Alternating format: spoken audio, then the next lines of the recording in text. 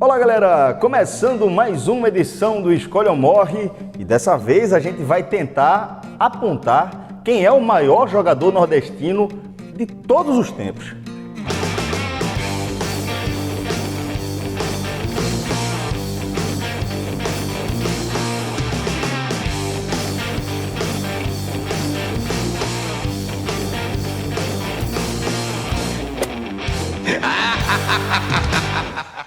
Bom, e como de costume no Escolhe ou Morre, a gente elaborou aqui algumas listas, né, para estabelecer critérios objetivos que vai levar aí a discussões subjetivas para a gente tentar definir aí. É um desafio grande, Meu amigo, a gente não começa a dar chutando a porta, meu amigo. O programa está começando agora no canal, a gente tem uma pretensão besta. O maior jogador nordestino da história. Ousadia, pô. Ousadia. Pois é, galera, e é o seguinte, a lista é extensa, né? A gente foi percorrendo aí a linha do tempo durante essa produção e a gente pegou nomes desde Ademir Menezes, Ademir Queixada, artilheiro da Copa de 50, até Rivaldo, melhor do mundo, campeão da Copa do Mundo de 2002, sendo protagonista daquela campanha do Brasil e passando por uma série de outros nomes. E a partir daí a gente vai tentar estabelecer quem é esse maior jogador nordestino de todos os tempos. E se você está curtindo aí nosso trabalho aqui no YouTube, não deixe de se inscrever no nosso canal, curta aí esse vídeo e deixe seus comentários aqui embaixo, assim como acompanhe também a galera nas redes sociais. Bom, galera, e para chegar aqui nesse programa, como a gente destacou, a lista de jogadores inicialmente era bem extensa, né? A gente passeou aí pela história do futebol no Brasil, seja aí com a seleção brasileira ou até com a atuação dos atletas dentro de seus próprios clubes. E aí a gente chegou a uma relação bem extensa de nomes, né, João? Exatamente, assim, se a gente for enumerar um por um, esse programa aqui tem 5 horas de duração. A gente já não gosta de fazer programa muito curto. A promessa é que esse aqui vai ser mais curto. Duvido também. Mas é uma lista muito extensa. Desde Ademir, da Copa de 50, é o único nordestino artilheiro de uma Copa do Mundo. Ele fez 9 gols na Copa 50, ficou muito perto, né, de ser o primeiro campeão mundial nordestino. O Brasil chegou na final, todo mundo sabe a história do Maracanaço. Então, assim, desde Ademir, passando Dida, um alagoano... Para você que acompanha o podcast, o nome disso aqui é Jogar o Porto. Mas segue o jogo. Jogar o Porto, Didia, deixa eu lá. O Dida, o alagoano Dida, campeão 58, foi o maior ídolo do Flamengo, pré-Zico. Estas são cenas inesquecíveis que fazem a torcida do Flamengo ficar morrendo de saudades. Eis Dida, num dos seus gols mais bonitos. Na verdade, ele foi ídolo de Zico. Zico é torcedor do Flamengo e se inspirou muito em Dida, que é um alagoano, que é campeão em 58. Isso jogadores assim, que não vai estar na lista final, estou já colocando alguns. Vavá, campeão de 50, também campeão do mundo de 58, o conhecido Leão da Copa de 58. Nunes, que jogou no Santa Cruz, jogou no próprio Flamengo, foi campeão mundial de clubes pelo Flamengo. Então, assim, a lista é extensa, chega até mais recente também, Juninho Pernambucano, que teve sua contribuição. Então, assim, se a gente for enumerar nome por nome, fica complicado fazer um programa curto, como a gente quer fazer, mas, no final das contas, a gente fez uma pré-produção aqui e a gente chegou a um consenso de 5 nomes. Bom, o João falou aí, Celso, de nomes que geralmente a gente viu no preto e branco. Eu que sou um pouquinho mais jovem que vocês, aí tem outros nomes que eu vou lembrar aqui, certo? Por exemplo, tem um jogador que a gente esquece muito porque é goleiro, porque não é uma posição que peça marque tanto, mas, por exemplo, Dida, goleiro, outro Dida. Foi campeão como reserva pela seleção, mas foi campeão brasileiro pelo Corinthians, era fundamental em pênalti. Ganhou o Champions League, decidindo nos pênaltis também. Pelo Milan, né? Pelo Milan. Seria um jogador que o pessoal vai parar aí, tá? Será que ele também entraria nesse critério? Tem um cara também que merece uma menção. Daniel Alves. Sabe quantos títulos o cara tem na carreira? 34. O fato de Daniel Alves ter sido lateral direito titular e peça fundamental de um dos maiores times de futebol que a gente viu, né, que o mundo viu, que é aquele Barcelona de Pep Guardiola, pelo amor de Deus, com certeza o cara merece a menção. E tem que lembrar que Daniel Alves, além de ter Champions League, além de ter Mundial pelo Barcelona, além de ser campeão espanhol, campeão da Copa do Rei, campeão da Liga Europa pelo Sevilha, tem 2 Copas do Nordeste. Então, dessa vez esquece isso. 2000 2012 ele estava naquele time do Bahia também. Olímpio. Bom, então aí, Celso, passados esses nomes... Só para a gente ficar em menções honrosas. Temos Aldair, também foi campeão, zagueiro campeão do mundo. Temos Ricardo Rocha, pernambucano também, campeão. Aldair era titular, Ricardo Rocha começou como titular e foi pro banco. Se machucou, na verdade, depois do primeiro jogo contra a Rússia. Campeão do mundo. Então, só nessa seleção de 94, que foi a seleção do Tetra, que marcou uma geração, porque o Brasil não era campeão há 24 Nossa geração? Nossa geração, com certeza. Que foi, o Brasil voltou a ser campeão do mundo após 24 anos. Tinham muitos nordestinos, né? Bebeto, que foi um dos principais nomes daquela Copa, daquela seleção. Então, assim, jogadores nordestinos que fizeram história e que merecem menções honrosas, que existem muitos, mas a gente tem que fazer um critério para chegar a pelo menos 5, e aí desses 5 tentar achar qual a ousadia de ser o maior nordestino de todos os tempos. Esse grupo 94, só pra gente continuar, tinha Bebeto, Aldair, Ricardo Rocha e Mazinho, mesmo número de 2002, que tinha quem? Dida, Edilson, Vampeta e Júnior. Quem não vai lembrar daquela cambalhota do Vampeta quando chegou, né? Tudo bem que nenhum foi grande protagonista, mas todos eles eram reservas, mas 94 são bem mais protagonistas. O Bebeto, Mazinho foi titular. Todos titulares, né, praticamente. Bom, mas de qualquer forma, acredito que os 5 nomes que a gente escolheu aqui para debater no programa vão satisfazer boa parte aí da galera que está acompanhando. E outra coisa, Celso, a gente está dando a nossa opinião, a gente também está cravando aqui, nem colocando um ponto final na discussão. Deixa seu comentário. Deixa seu comentário. Se discorda, o canal é livre. Pois é. Então, a lista vai contar com 3 pernambucanos, que são eles Ademir Menezes, Vavá e Rivaldo. Vai ter também o baiano Bebeto e a gente não pode esquecer também, obviamente, do alagoano Zagallo. Então vamos lá começar o debate? Então vamos lá. Desses 5 nomes, por exemplo, eu vou começar pelo queixado, Ademir Menezes, porque ele não foi campeão do mundo, mas ele foi ídolo. Ele começou no Sport, ele jogou no América aqui em Recife, ele começou no Sport e ele foi pro Vasco. Foi um dos primeiros, o Sport fez uma excursão no Rio de Janeiro e fez muito sucesso lá, e o Vasco terminou contratando. Ele terminou sendo ídolo do Vasco e por conta, fez parte do Expresso da Vitória, que é um time dos anos 40, final dos anos 40 e início dos anos 50 do Vasco. Foi campeão sul-americano, então um time histórico do Vasco, e foi para a Copa de 50, a primeira Copa no Brasil. Então essa seleção, na fase final da Copa, goleou a Espanha, goleou a Suécia e era ampla favorita contra o Uruguai, jogava pelo empate, curioso, porque podia ser a primeira vez que um campeão do mundo podia ser no empate, porque foi um regulamento meio troncho, na verdade era um quadrangular. E aí, por sorte, Brasil e Uruguai chegaram para decidir, eram os únicos times que tinham chance de ser campeões. E aí aconteceu o maracanaço, o que, como toda aquela geração, meio que amaldiçoou aquela geração, e o Ademir pagou por isso, né? O que é uma injustiça. Ele, Barbosa, Zizinho, pagaram por aquele fracasso, assim, anos e anos, e o Ademir ficou marcado também por conta daquele fracasso. Mas eu acho que o Ademir Menezes, assim, ele tem uma importância muito grande pelo fato de ser artilheiro de uma Copa do Mundo. Não é pouca coisa. 9 gols. Exatamente. Na Copa disputada no Brasil, eu acho que é um nome muito representativo para ser colocado, sem dúvida, para mim, em top 5 dos maiores de todos os tempos. Esses 9 gols que João falou, Celso, foi a mesma quantidade que Vavá, o peito de aço, marcou na carreira dele na seleção. Ele foi tão decisivo, Celso, que na final contra a Suécia 58, estava 1-0. Quem foi que fez os 2 gols? Vavá, virou 2-1. 62, gols na Tchecoslováquia, deixou. E não é só em final não, semifinal ele está lá também. 58, quando o Brasil venceu a França por 5-2, fez o dele. 62, quando venceu o Chile, dono da casa, por 4-2, fez o dele. Ou seja, falou em semifinal, falou em final, Vavá estava lá, botava para dentro. E sem dúvida, o fato de o cara conseguir decidir jogos tão importantes também dá aquele carinho de craque, né? Com certeza. E assim, a gente tem que lembrar que esses jogadores que a gente está falando, exemplo de Vavá, que Rafael está falando, são jogadores da década de 60. Imagina isso hoje, numa era midiática, o cara fazer gol em semifinal de Copa do Mundo, em fazer em final de Copa do Mundo, o quanto o Vavá teria um tamanho que se estivesse jogando hoje. Alcance. Um alcance, exatamente. Assim, esses jogadores dos anos passados, na década de 60, tem esse, digamos assim, peso contra eles de eles atuarem numa época que já estava muito distante dos dias de hoje e que não tinha essa mídia toda.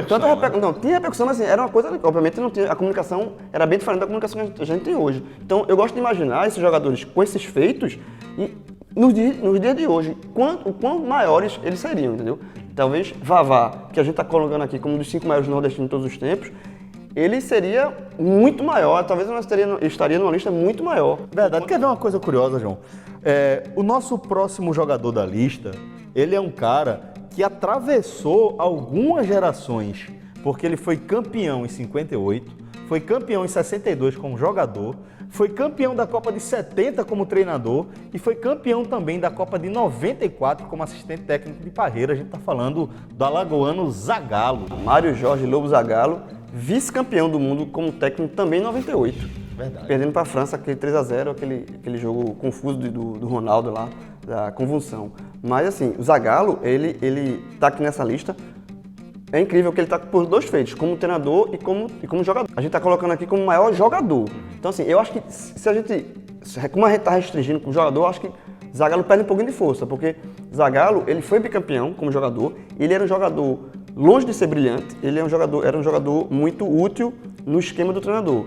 Ele era um jogador voluntarioso, tanto é que ele é conhecido como formiguinha da seleção. Então ele, numa seleção que tinha Garrincha, Didi, Vavá, Pelé, ele era um jogador que não estava nos grupos dos brilhantes, assim, mas ele era muito, taticamente, muito útil. E por isso era essencial. Exatamente. Se a gente tem uma seleção com esse perfil de atletas, você precisa de um jogador que é o carregador do piano. Né? Exatamente, ele era o carregador do piano. E aí ele foi carregador do piano em 58 como titular, 62 como titular e assim, já é um feito enorme. Zagallo transcendeu isso, assim, a questão dele como treinador. Eu acho que Zagallo, se você falar, ele como treinador talvez seja até mais vitorioso, porque ele tem mais títulos como treinador do que como jogador, isso juntando clubes também, títulos por clubes. E ele foi técnico da seleção de 70, que para muita gente é a maior seleção de todos os tempos.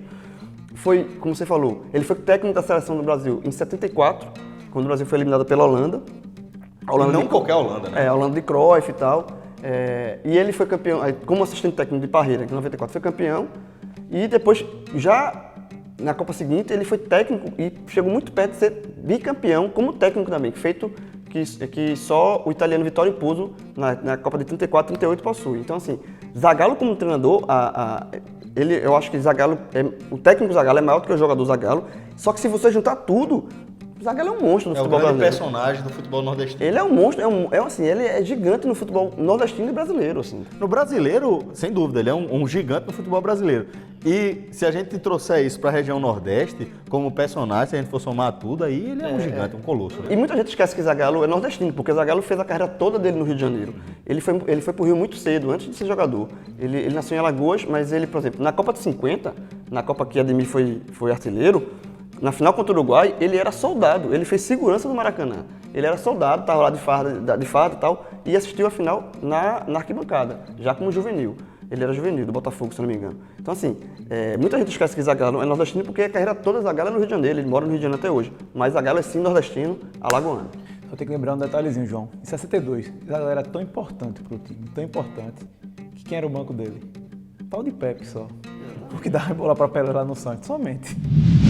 Bom, e depois dessa viagem no tempo, acompanhando a carreira de Zagallo, a gente vai chegar em outro jogador nordestino que também fez parte da história do próprio Zagallo, né? Que é Bebeto, que foi talvez o fiel escudeiro. Dizer que... Não lembrar disso. Dizer que Bebeto foi o fiel escudeiro de Romário na Copa 94, talvez seja diminuir um pouco o Bebeto. Mas quando eu lembro o que Romário fez em 94... não é um feito tão pequeno assim, né? Meu amigo, a gente fala muito de Romário 94, mas a gente tem que dar o crédito a Bebeto. O que seria de Romário, ou da seleção, se não tivesse Bebeto para estar acompanhando ele? 94, 4 de julho, estava aquela pressão, estádio lotado, festa nos Estados Unidos, queria vencer o Brasil. Quem decidiu foi Bebeto, no final das contas. Brasil jogando com um a menos desde a expulsão do Leonardo. Meu amigo, não fala essa expulsão do Leonardo, não, que até hoje tem menos cabelo nessa cabeça aqui, porque no dia eu fiquei pronto, acabou. Primeira Copa que eu acompanhava realmente, eu achava que o Brasil tinha se acabado ali. E lá vem mais! Olha a bola tocada, virou passeio! Gol da Alemanha! E Bebeto também a gente tem que lembrar outras coisas. Não foi só 94. 98 ele também foi vice-campeão, apesar de chegar bem mais em baixa, porque Bebeto estava no Botafogo, era o segundo ou terceiro reserva, porque a dupla era a dupla horror, era Ronaldo e Romário. e Romário se machucou. Aí todo mundo pensou que, eita, agora vai vir Ronaldo e Edmundo, que Edmundo tava comendo a bola aqui no Brasileiro. Aí Zagallo vai lá e não, quem vai jogar é Bebeto. Homem de confiança. Homem de confiança.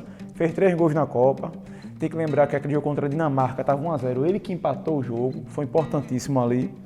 E Bebeto também foi peça fundamental em outros momentos da seleção. Já tinha jogado Olimpíadas, foi prata em 96, bronze em 96, prata em Seul. E tem que lembrar também que o Bebeto dentro do país era uma referência ainda como atacante. Passou por clubes como Flamengo, como Vasco. Quando foi para o Deportivo La Coruña, transformou o Deportivo La Coruña, foi artilheiro da Liga Espanhola. Enfim, Bebeto para a seleção, naquela época, era uma referência.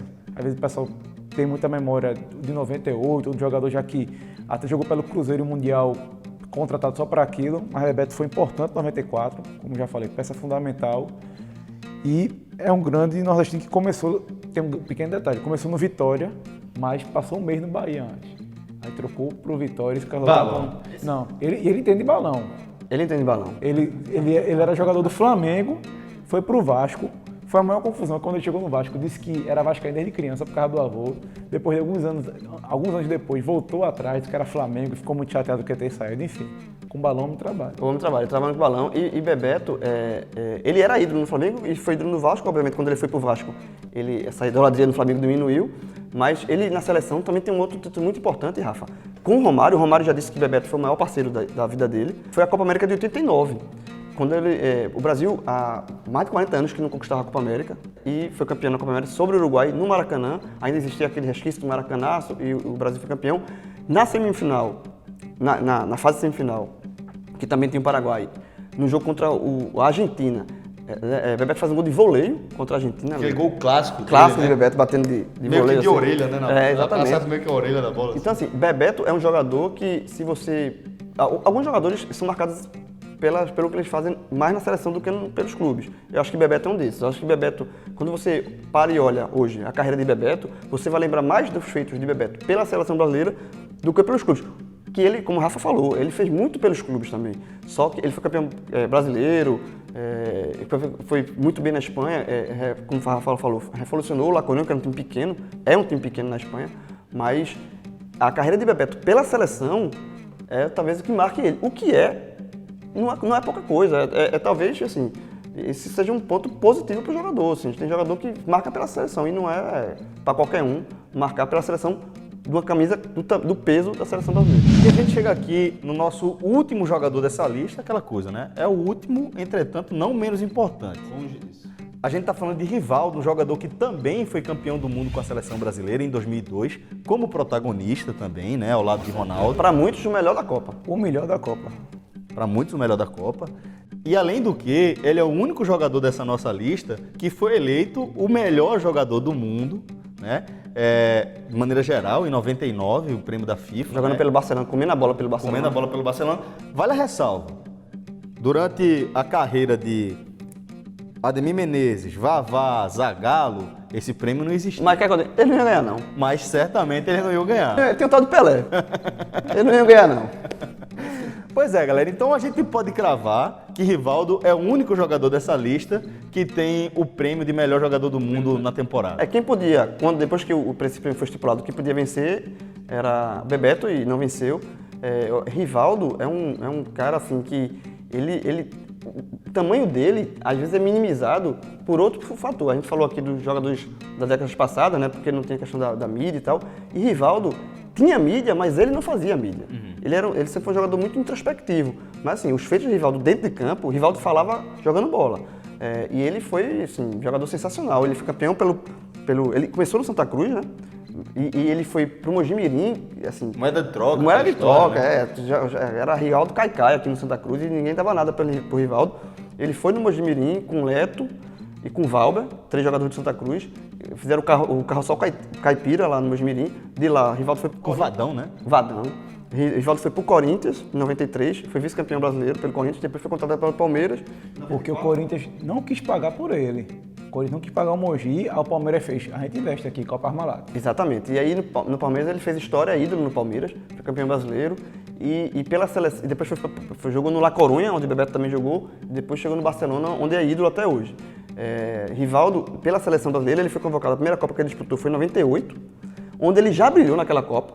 Ele já fez gols e foi decisivo naquela Copa de 98, foi a primeira dele. Não foi campeão. E em 2002, assim, muita gente coloca o Ronaldo como destaque daquela Copa, pelos gols, por ele ter sido artilheiro da Copa. Eu coloco o Rei. Se você escolher o melhor daquela Copa, para mim é Ronaldo, mas isso não tira em 1 centímetro a importância de Rivaldo. Rivaldo foi já como campeão do mundo, já como melhor jogador do mundo. Ele foi campeão, melhor jogador do mundo em 99 e foi para aquela Copa já com esse título. Em 2002, o melhor jogador do mundo já era Ronaldo. Mas assim, foi um cara que jogou muita bola, espetacular, muito técnico, assim. Rivaldo é até mais fácil falar porque as pessoas que estão vendo o vídeo, muitas delas com certeza viram o Rivaldo jogar. Tem um gol histórico dele, tem um gol histórico. Eu vou até pedir aqui pra gente colocar na edição, que é aquele gol de bicicleta de fora da área pelo Barcelona. Pelo Barcelona. Que botou o Barcelona na Champions League daquele ano. Rivaldo. Viene el balón de Fran de Boer, Rivaldo con el pecho, la chilena de Rivaldo. ¡Gol! ¡Madre mía, qué golazo! Lo que ha hecho Rivaldo. Barça 3, Valencia 2, el gol de la temporada sin duda alguna.